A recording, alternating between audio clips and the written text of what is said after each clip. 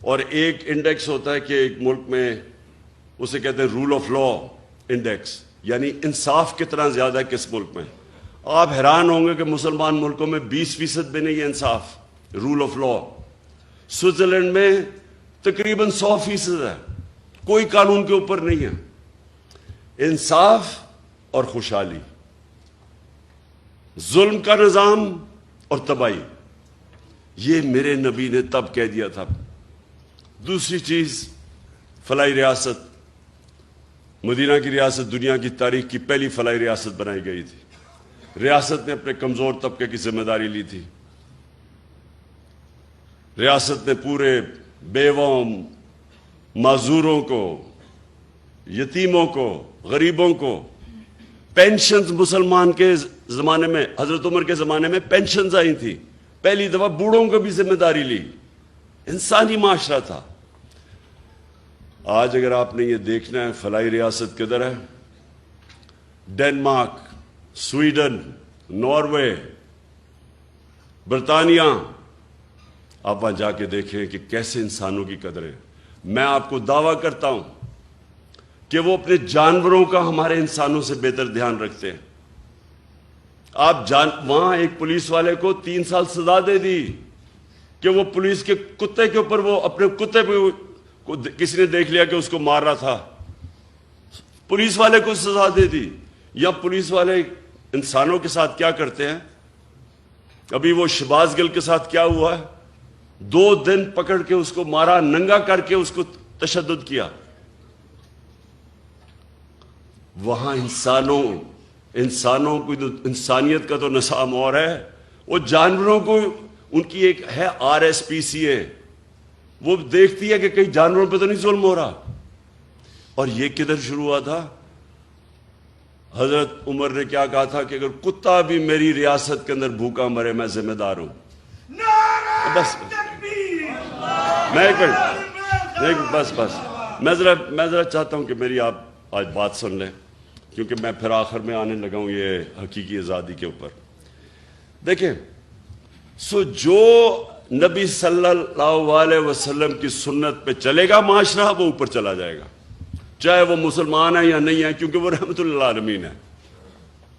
اور جب ہم اپنے آپ کو مسلمان کہتے ہیں اور ان کے اصولوں پہ نہیں چلتے، تو پھر ہمارے سامنے تو انہوں نے کہا ہے کہ قومیں تباہ ہو جاتی. آج اب دیکھیں، میں زندگی کے 20-30 سال مغرب میں گزارے، وہاں تصور بھی نہیں کوئی کر سکتا کہ ایک ملک کا مجرم پکڑا جائے کہ لندن کے اندر بڑے بڑے محلات لیے ہوئے اور ایک رسید نہیں ہے کہ کدھر سے پیسہ آیا. 3 دفعہ پرائم منسٹر، بچے اس کے لندن بیٹھے ہیں، اربوں روپے کے گھروں میں رہتے ہیں. کہتے جی ہم پاکستانی شہری نہیں، اس لیے ہم بتاتے نہیں ہمارے پاس پیسہ کدھر سے آیا. وہ عدالت، سپریم کورٹ اس کو کنوکٹ کرتی ہے. مفرور جھوٹ بول کے ملک سے باہر بھاگتا ہے، اور وہ آج پاکستان کے فیصلے کر رہا ہے. وہاں بیٹھ کے ابھی یہ جو آڈیو لیکس آئی ہیں، یہ جو انکشاف آپ کے سامنے ہوئے ہیں، ان کے اندر پتہ چلے گا کہ وہ سارے ایک مفرور، ایک کرپٹ آدمی، ایک جھوٹا آدمی، ایک اربوں روپے اس ملک کے چوری کر کے بڑے بڑے محلت میں باہر رہنے والا آدمی، وہ ملک کے فیصلے کر رہا ہے. یہ مغرب میں تصور بھی نہیں ہے. اور اس کا جو منشی اسحاق ڈار، وہ جو آیا ہے، یہاں پہنچا ہے، سوچیں کہ اس کو نیب نے بلایا، پوچھا کہ تمہاری پراپرٹیز کدھر سے آئی ہیں. بجائے جواب دینے کے لیے پرائم منسٹر کے جہاز میں مفرور ہو جاتا ہے. نون لیگ کے زمانے میں وہ آج پاکستان آ گیا ہے اور فائنانس منسٹر بن رہا ہے. یعنی اب پاکستان کا پیسہ، فائنانس کس کے حوالے کر رہے ہیں؟ جو مفرور 5 سال سے بھاگا ہوا تھا کہ جی میری طبیعت ٹھیک نہیں تھی. وہ ابھی تک یہی نہیں پتا کہ 5 سال کس چیز کا علاج ہو رہا تھا. اس کا کوئی ایسی بیماری ابھی تک پتہ ہی نہیں ہے جس کو 5 سال لگ رہے تھے. وہ بیماری نہیں تھی، ڈرا ہوا تھا. اور تب اب ڈیل کر کے یہاں پہنچا ہے، اور اب آ کے پاکستان کا فائنانس منسٹر بنے گا، 22 کروڑ قوم کی، یعنی آپ کے خزانے کے اوپر بیٹھے گا۔ بلے کو بٹھاؤ گے دودھ کی حفاظت کرنے کے لیے، یہ کسی مغربی معاشرے میں نہیں ہو سکتا، کیونکہ وہاں انصاف ہے۔ اور میں جب یہ چیزیں آپ کے سامنے رکھتا ہوں، اور یہ جو ابھی آپ نے فضل الرحمان کی بات کی، یہ اس گورنمنٹ کا حصہ ہے جدھر یہ ظلم ہو رہا ہے۔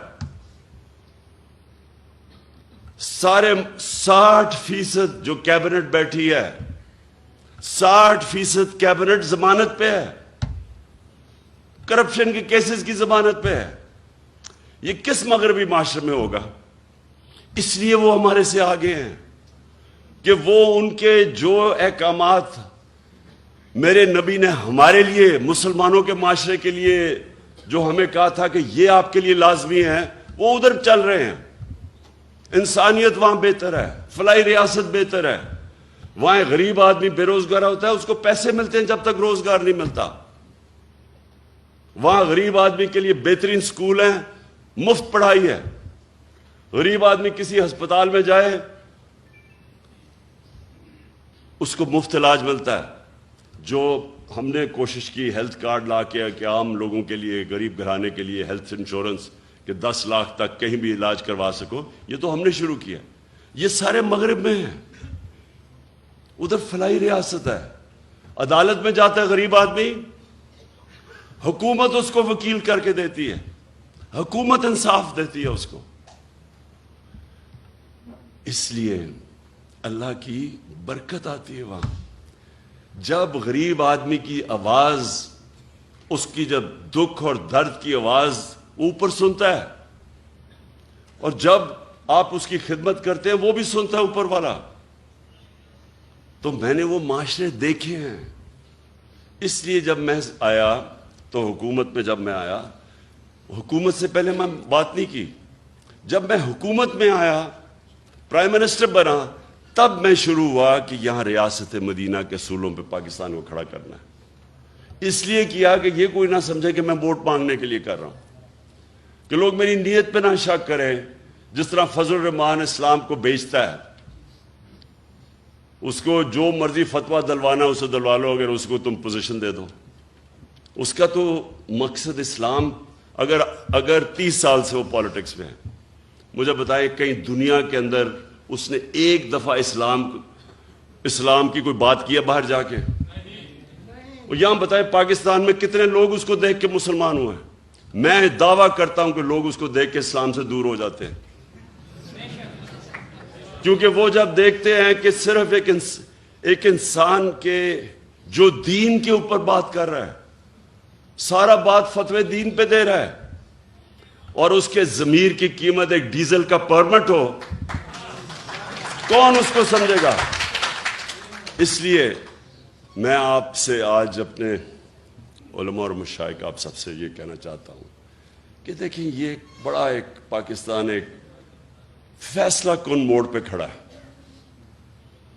انہوں نے جو باہر کے لوگ تھے، جو باہر کی قوتیں تھیں، وہ اس لیے نہیں انہوں نے مجھے یہ سازش کر کے ان ساروں کے ساتھ مل کے اندرونی اور بیرونی ملک مل کے سازش کر کے ہٹایا، اس لیے نہیں ہٹایا کہ وہ مجھے جانتے نہیں ہیں۔ مجھے سب سے زیادہ مغرب میں لوگ جانتے ہیں۔ انہوں نے اس لیے ہٹایا کہ وہ اس ملک میں ایسے لوگ چاہتے ہیں جو ان کی غلامی کریں، اور جتنا بڑا ڈاکو ہوتا ہے اتنا ہی وہ بزدل ہوتا ہے، کیونکہ اس کو پیسہ بچانا ہے اپنا۔ پیسے بچانے کے لیے وہ ملک کو قربان کرنے کے لیے تیار ہو جاتا ہے۔ ان سب کے پیسے باہر پڑے ہیں، ان کا اربوں ڈالر باہر پڑا ہے، چاہے یہ زرداری ہو، چاہے نواز شریف ہو، یہ خان 30 سال سے پیسہ چوری کر رہے ہیں ملک کا۔ ان کو اسی طرح کے لوگ چاہیے آپ کے اوپر، کیونکہ وہ جو ان کو کہیں گے وہ کریں گے۔ جب زرداری اور نواز شریف 10 سال 8 سے لے کے 18 تک جب یہ اقتدار میں تھے، 400 ڈرون اٹیک کیے امریکہ نے پاکستان پہ۔ یہ دنیا کی تاریخ میں کبھی نہیں ہوا کہ جس ملک کے لیے آپ جنگ لڑ رہے ہیں وہ آپ کے اوپر یہ اٹیک کر رہا ہے. یہ کہیں نہیں ہوا آج تک. اور یہ سارے انسانی حقوق کی خلاف ورزی تھی. یہ سارے انٹرنیشنل لاز کی خلاف ورزی تھی. کوئی قانون آپ کو اجازت نہیں دیتا کہ آپ ہی فیصلہ کریں دہشت گرد کو آپ ہی مار دیں. ہمارا وہ الطاف حسین بیٹھا ہوا لنڈن میں 30 سال سے، کیا کہیں گے کہ ہم ڈرون میں اٹیک کر کے اس کو مار سکتے ہیں؟ کوئی اجازت دے گا آپ کو؟ کہیں گے عدالت پہ جاؤ. اور ہمارے یہاں لوگوں کو کتنے بے قصور لوگ مارے یہاں. اور یہ دو بیٹھے ہوئے تھے، ایک دفعہ ان کے منہ سے امریکہ کے خلاف بات نہیں نکلی. کس نے اس کے خلاف پروٹیسٹ کیا؟ تحریک انصاف نے. ہم نے جا کے دھرنے دیے ڈرونز کے خلاف، ہم نے جا کے ساری جگہ اٹھایا. ان دونوں حکمرانوں نے کبھی کچھ نہیں کیا کیونکہ ان کے پیسے باہر پڑے ہیں. یہ اپنے پیسے کے غلام ہیں. آزادی جو حقیقی آزادی ہے وہ سب سے پہلے تو وہ آتی ہے کہ ایک حکومت ایسی ہو جو اپنے لوگوں کی بہتری کے لیے فیصلہ کرے، جو اپنے جس نظریے سے پاکستان بنا تھا اس کے لیے فیصلے کرے. اور وہ جب آپ ایک آزاد خود جب حکومت آتی ہے جو آزاد فارن پالیسی، تو وہ اس کو مشکل وقت سے نکلنا پڑتا ہے. کیونکہ آزادی کوئی پلیٹ میں نہیں دیتا کسی کو. آزادی کے لیے جدوجہد کرنی پڑتی ہے. ہمارے نبی صلی اللہ علیہ وسلم مدینے میں پہلے دن آزادی نہیں مل گئی تھی. کفار نے پوری کوشش کی. جنگ احد کے اندر بڑی مشکلوں سے مسلمان بچے. پھر جنگ خندق کے اندر تو سارے سمجھ رہے تھے کہ بچیں گے نہیں، اتنی بڑی فوج آئی اور گھیر لیا تھا ان کو. تو جدوجہد کی، قربانیاں دیں، پھر آزاد ہوئے اور پھر ایک عظیم قوم بنے. غلام تو کبھی اوپر جا ہی نہیں سکتے. اور جب ایک مسلمان دعویٰ کر دیتا ہے کہ لا الہ الا اللہ، وہ پھر وہ کیسے کسی کی غلامی کر سکتا ہے؟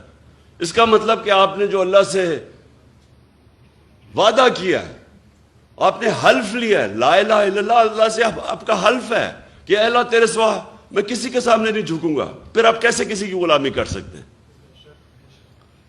اور پھر جب آپ یہ دعویٰ کر دیتے ہیں تو پھر اللہ آپ پہ چھوڑ دیتا ہے. اور قومیں وہ اٹھتی ہیں جو پھر اپنے پیر پہ کھڑی ہوتی ہیں، پھر قربانیاں دیتی ہیں، مل کے قوم قربانی دیتی ہے، وہ پھر نکل جاتی ہے. جو ہوا کہ دنیا کی تاریخ کا سب سے بڑا انقلاب آیا تھا مدینہ کے اندر. دنیا میں اتنا بڑا انقلاب نہیں آیا. 10 سال 622 اور 632 میں دنیا کا نقشہ بدل گیا. دنیا بدل گئی. 2 سپر پاورز تھی تب بھی. ہمیں بھی جب تک ہم ایک بحیثیت قوم ایک صحیح معنی میں اپنے آپ کو آزاد نہیں کرتے، جو ہمارا کلمہ ہمیں آزادی دیتا ہے، اور جب تک ہم یہ چوروں کی غلامی کریں گے جو باہر سے کنٹرولڈ ہیں، کوئی مستقبل نہیں ہے ملک کا. انہوں نے جو 5 مہینے کے اندر کہا جی ہم مہنگائی کم کرنے آئیں گے. 50 سال میں سب سے زیادہ مہنگائی ہوئی ہے آج پاکستان میں. 50 سال کے بعد ایسی مہنگائی ہے. کبھی ایسا معیشت جو 6% کے اوپر ترقی کر رہی تھی 6 مہینے پہلے، آج وہ بالکل نیچے گر چکی ہے. بے روزگاری بڑھ رہی ہے. یہ آپ کی خدمت کرنے نہیں آئے تھے، یہ اپنے کیسز ختم کرنے آئے تھے.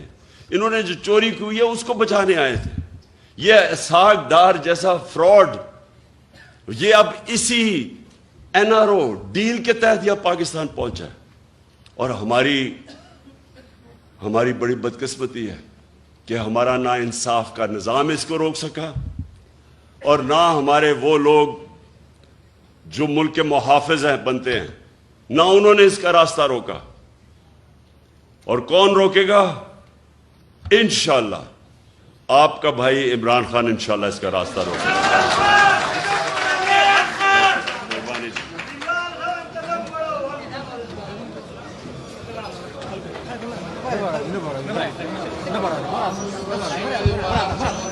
No,